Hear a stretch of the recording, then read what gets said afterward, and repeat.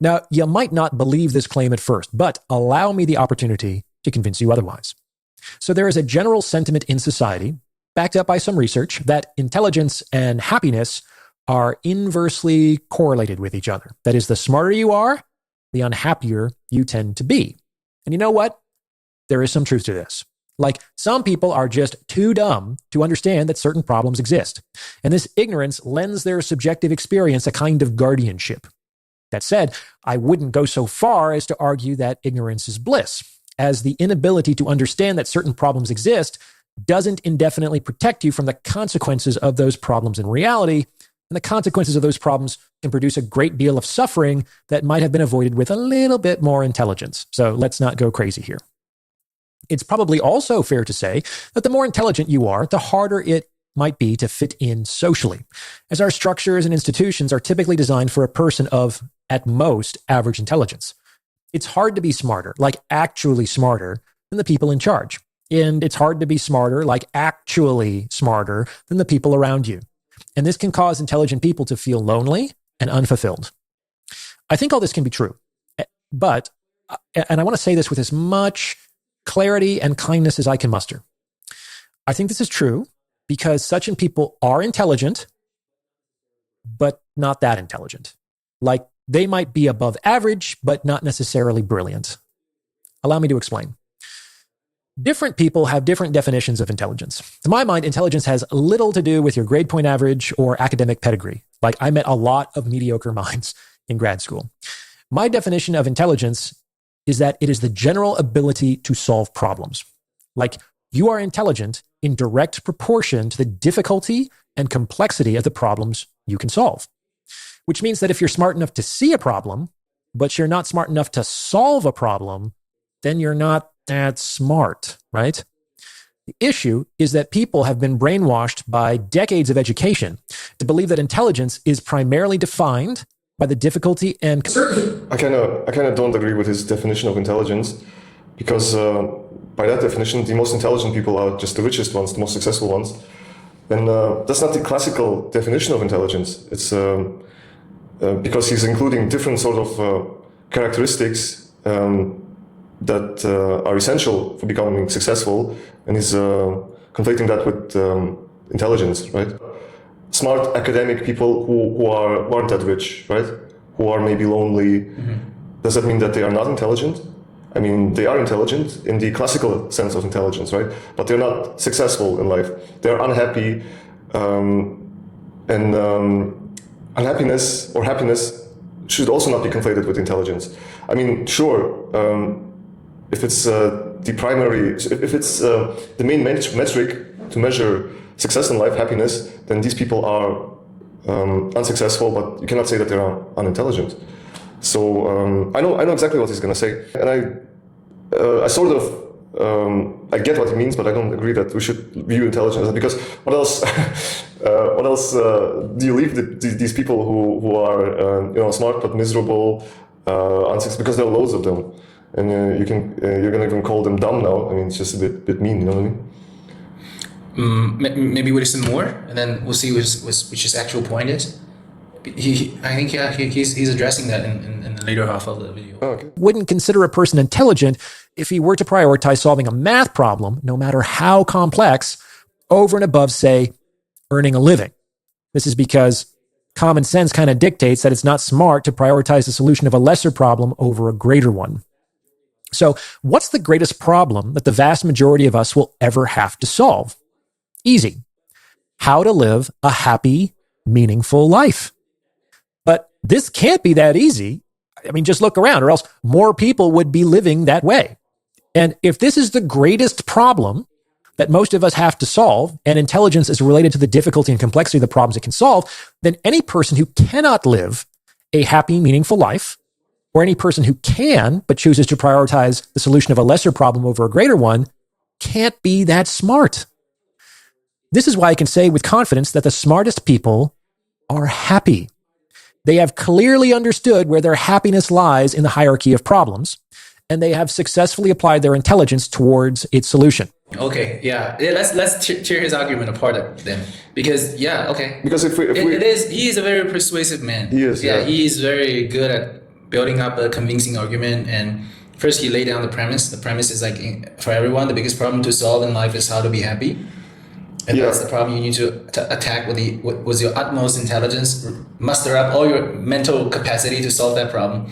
Yeah, he's implying that whoever is not happy enough is not smart enough or not using up enough of their intelligence. That's basically his argument, right? He's basically saying that intelligent people should prioritize happiness, which is a interesting way to define what is intelligence, because maybe some people prioritize happiness of someone else, their family members. Does that mean that they are less intelligent than people who prioritize their own happiness? Maybe some people are just so fascinated with some problem, with some idea or theory, that they are unable to they let go of their own needs and then just dedicate their whole mental energies to the cause, to some idea, to some calling. Because there are many, for example, doctors, right, who are very intelligent, very educated, who dedicate their lives to helping others, and in the process they lead a suboptimal life. Like they're always stressed. Like our doctors, for example, here, they don't make nearly as much money as they do in the West. If they were all intelligent according to his definition, they should all bail, move to the West, and make their money there. Makes sense. So he's basically using personal happiness as a metric for everybody. He's using and then he's also slightly equating happiness with hedonism here. Hedonism and egoism, and it's a more little bit of a self-indulgence there. Yeah, it's a very selfish, which there's an argument to be made that a person should live like that, very selfishly. But that's not the whole picture. No, it's not advisable to spread this sort of message. Because imagine if everyone would be living like that. It's funny that he's making such a point coming from his own position, because he's a professional psychologist. He has clients and an audience who's, one of their core need is emotional comfort and what's the word here? Most of their clients, most of his clients and most of his audience come to him because he's a psychologist. Most of them come to him for emotional relief, right? For search of happiness, for lack of a better word. Yeah. Well, that's why he's pandering this message. But like you said, it's not a universal message for everybody, because according to his own metric, my cats will be the happiest in the world. Yeah. They're fully in the present. They play all day. Therefore, in a way, they're more intelligent than you, because they have absolutely prioritized their happiness. Yes. And, they're the happiest creatures I've ever met. They're not willing to go and work somewhere, just happy every day. Kumbaya. Kumbaya. Yeah. And if you compare that to Isaac Newton, for example, who came up with this theory of the motions and gravity and stuff, but he also failed miserably in the London stock market. He's also he's quite lonely. Yeah. He's also quite hard to deal with. Quite a tough personality to deal with. And by that metric, he's probably one of the dumbest persons, right? But he's one of the greatest minds in humanity. Yeah, but he wasn't smart enough to prioritize his own happiness. He wasn't smart enough to say, why am I doing physics? This is hard. This doesn't pay as much as something else. Also, Elon Musk, Elon Musk has said in an interview himself that he's in the mental torture every single day. I can imagine the kind of problems he has to deal with on a daily basis. I wouldn't compare Musk to he's probably nowadays he's the world's first trillionaire. Probably he's happy on a different. Musk is definitely a midwit, so. Okay, but no, we can cut it out. But Isaac Newton, according to that definition, probably is pretty dumb. But nobody is gonna dispute. Musk has definitely prioritized his own wealth and success. So in that sense, he's okay. Let's just talk about Isaac Newton as an example. Isaac Newton is probably, according to Orion Taraban's definition, is not a very smart person. Not a smart person, because he's not happy. But indisputably, he's one of the greatest minds in humanity, right? So and my cats will be the smartest creatures on this planet. The cats will be smarter than Newton because your cats are happier. Yeah, very happy, much happier.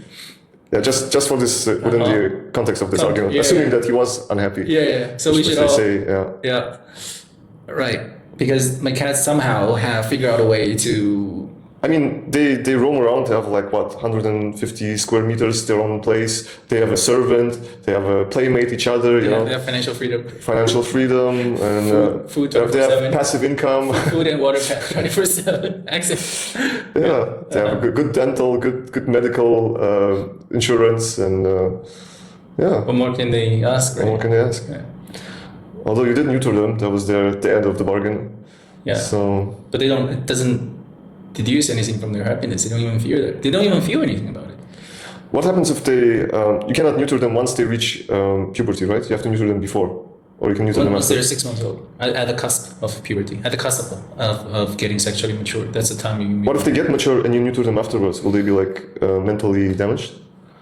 I don't know. I need to ask GPT about it. Because this way they're like always childlike, you know, and it's just interesting. It's one thing. But it's also, can you be constantly happy? What is like happiness? Is it happiness?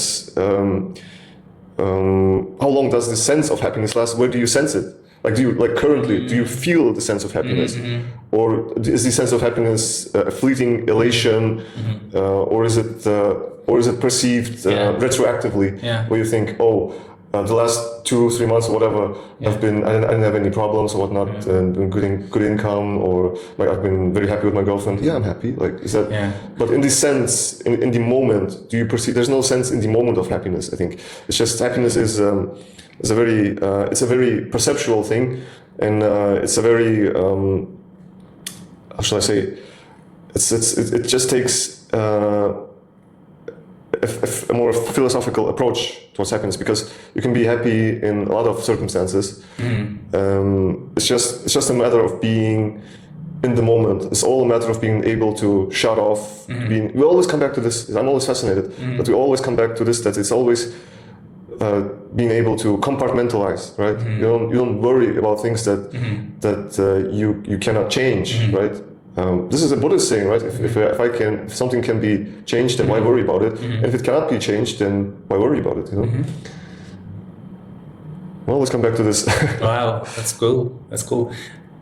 I don't know if we should mention this, but he has his own business. He has his Captain's Corner online community. He's selling his consulting hours. He's basically arguing for the case of a well-rounded man, if I can put it that way. Like, by his definition and his content, he's talking about men have sexual options and financial success and being their own boss and have their life's mission. And by his subscriber account, he's quite successful right now. He's already reached 1 million subscribers. So. That's why he's putting out content like this. He probably also thinks himself as pretty smart. I'm not denying that he is a very smart, very eloquent guy. And his whole thing is to come up with these new angles at viewing at things. And I hope that we did not contradict him, or how should I say?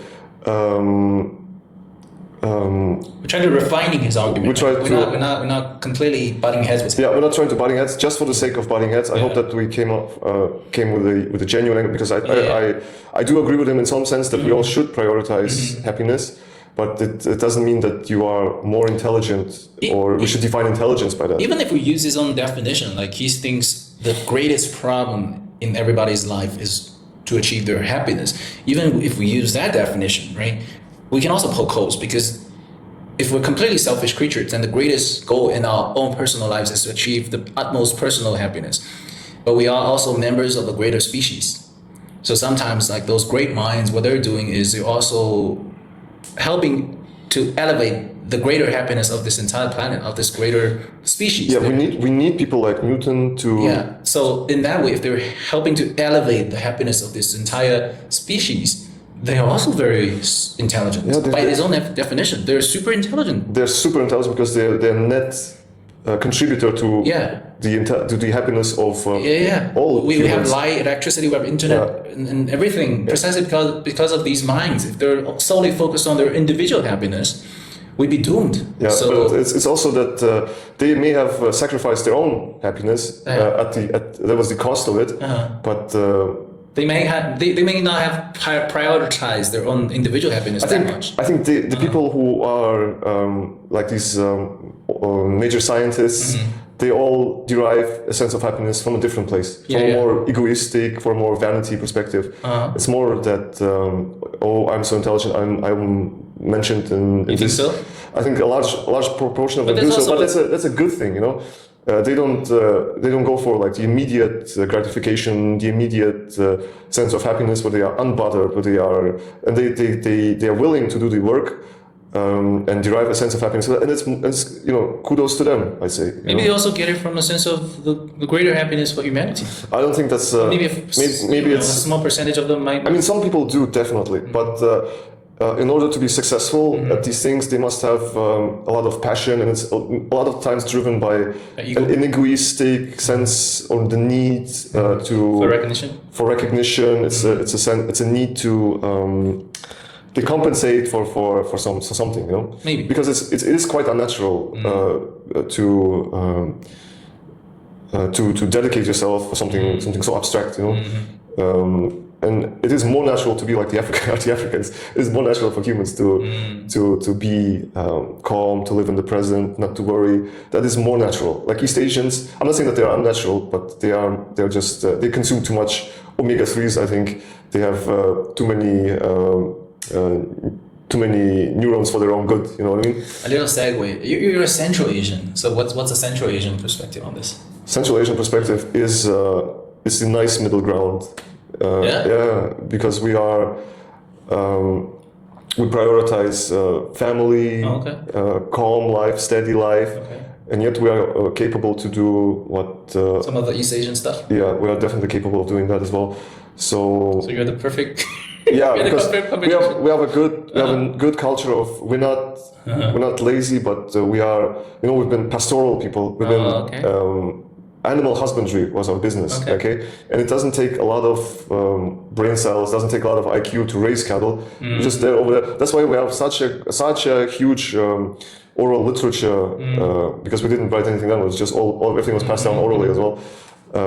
At some point we did get we did adapt the writing system and whatnot. We wrote in Arabic at first, and then in Cyrillic. Now we're going to write in Latin.